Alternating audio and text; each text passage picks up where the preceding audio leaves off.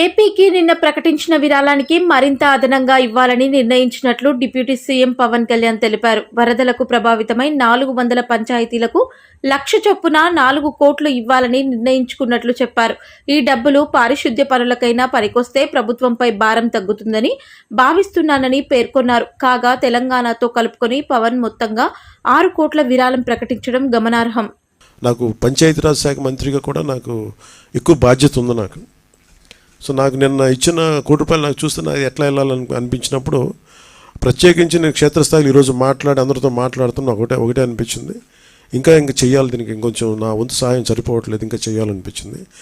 So దాదాపు 400 పంచాయతీలు అనుకుంటే నేను ఒక్కొక్క పంచాయతీకి వ్యక్తిగతంగా నా తరపు నుంచి ₹1,00,000 డైరెక్ట్ పంచాయతీకి వెళ్ళేలాగా ఎలాగ ఉండాలి అనేది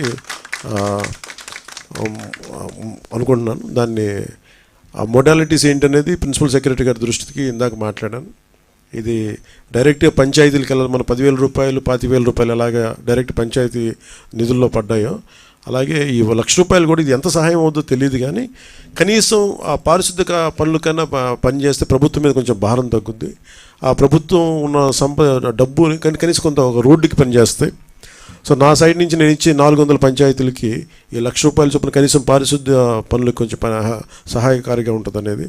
అలాగే మా ఉద్యోగులందరూ కూడా, మా పంచాయతీరాజ్ ఉద్యోగులందరూ కూడా, ఆర్డబ్ల్యూఎస్ ఉద్యోగులు అలాగే పీడబ్ల్యూడీ అందరూ కూడా వచ్చి ఈ రోజున మాకు నిలబడ్డందుకు మనస్ఫూర్తిగా ధన్యవాదాలు తెలుపుకుంటూ, అలాగే మన పక్క రాష్ట్రం, మన సోదర రాష్ట్రం అయిన తెలంగాణకు కూడా నేను ₹1 కోటి నిధిని నేను విరాళంగా ప్రకటిస్తున్నాను.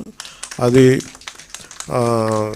తెలంగాణ ముఖ్యమంత్రిగా మన గౌరవ ముఖ్యమంత్రి శ్రీ రేవంత్ రెడ్డి గారికి నేనే స్వయంగా వెళ్ళి అందజేస్తాను. ఎందుకంటే ఇది కష్టాలు వచ్చినప్పుడు మనందరం ఒకరికొకరు చేదోడు వాదోడుకుంటాం. ఇది తిట్టుకునే సమయం కాదు. అలాగే వైసీపీ నాయకులు కూడా నా విజ్ఞాపన ఏంటంటే, మీరు కూడా మీ జేబుల్లోంచి డబ్బులు తీసి, మాటలు కాకుండా డబ్బులు కూడా కొంచెం విసిరి,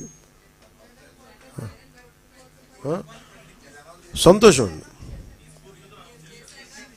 అండి. ఎవరు స్ఫూర్తి చేసినా పర్లేదు, ఆయన చేసినా నేను చేసిన అట్లా కాదు. కానీ నా ఉద్దేశం ఏంటంటే, ఈ సమయంలో పిచ్చి మాటల కంటే కూడా బాధ్యతతో ఉన్న పనులు చాలా మంచిగా చేస్తే నా ఉద్దేశం. అందుకని ధన్యవాదాలు తెలియజేసుకుంటూ